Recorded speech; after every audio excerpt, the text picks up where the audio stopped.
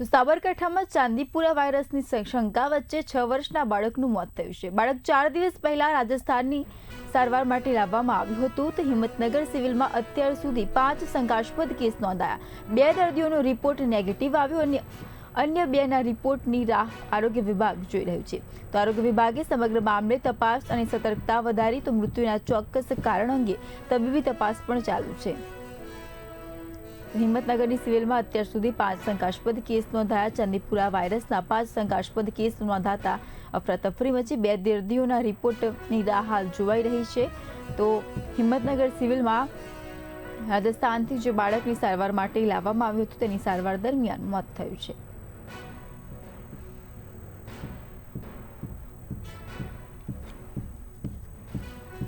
તો 6 વર્ષના બાળકનું ચાંદીપુરા વાયરસથી મોત। બાળક 4 દિવસ સુધી સારવાર માટે હોસ્પિટલમાં હતું તો હિંમતનગરમાં અત્યાર સુધી 5 શંકાસ્પદ કેસ પણ નોંધાયા। 2 દર્દીઓના રિપોર્ટ નેગેટિવ અને 2 રિપોર્ટની રાહ જોવાઈ રહી છે।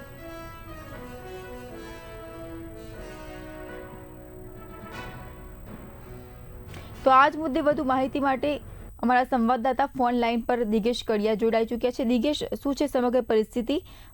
બાળકનું મોત થયું છે ચાંદીપુરા વાયરસથી, જણાવશો?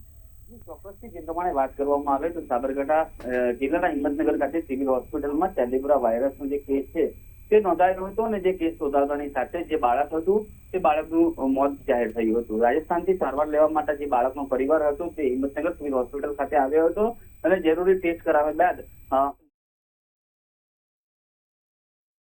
રહ્યો હતો, જેના કારણે આ બાળકનું મોત નીપજ્યું હતું। તે બાદ જે આરોગ્ય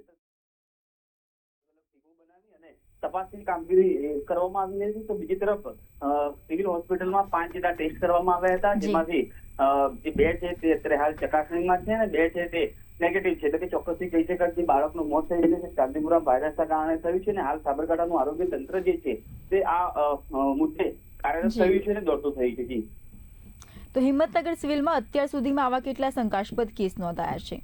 જી, હાલ સુધી જે જાણવા મળતી માહિતી પ્રમાણે વાત કરવામાં આવે તો સિવિલ હોસ્પિટલમાં એક કેસ જે હતો જ્યાં બાળકનું મોત થયું તે કેસ નોંધાયો હતો ને જે આગળ જે કેસ છે કે કેમ તેની પ્રક્રિયા જે છે તે આરોગ્ય તંત્ર કરી રહ્યું છે।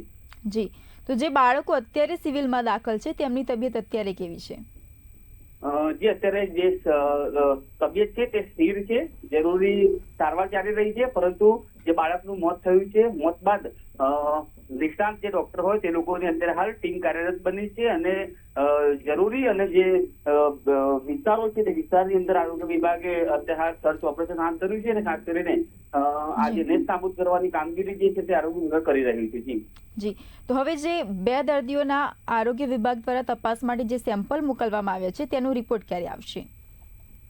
જી, ચોક્કસથી જે પ્રમાણે જે રિપોર્ટ છે તે રિપોર્ટ હજી સુધી 2 જે રિપોર્ટ બાકી છે તે આવ્યા નથી, પણ પરંતુ જે રિપોર્ટ આવ્યા બાદ જ ખ્યાલ આવશે કે તેની અંદર શું પરિસ્થિતિ છે। જી, તો આગામી સમયમાં આ કેસનો વધારો થશે તો શું પગલાં લેવામાં આવશે? ચોક્કસથી આરોગ્ય વિભાગ જે સાબરકાંઠાનું જે સિવિલ તંત્ર છે તે લોકો હાલ તો સાવચેતીના ભાગરૂપે તમામ તૈયારીઓ આરંભી છે અને તમામ પ્રકારના જે નિષ્ણાત ડોક્ટરો છે તે લોકોની સલાહ સૂચન અને તે લોકો પણ અત્યારે હાલ સિવિલ હોસ્પિટલમાં નિગરાની હેઠળ છે। એટલે કે ચોક્કસથી કહી શકાય કે આરોગ્ય વિભાગ જે છે તે આગામી સમયમાં આ જે ચેપ પ્લસ વાયરસ જે છે તે ફેલાય ના તે માટે કાર્યરત છે। જી, માહિતી સાથે જોડાવા બદલ આપનો આભાર દિગેશ।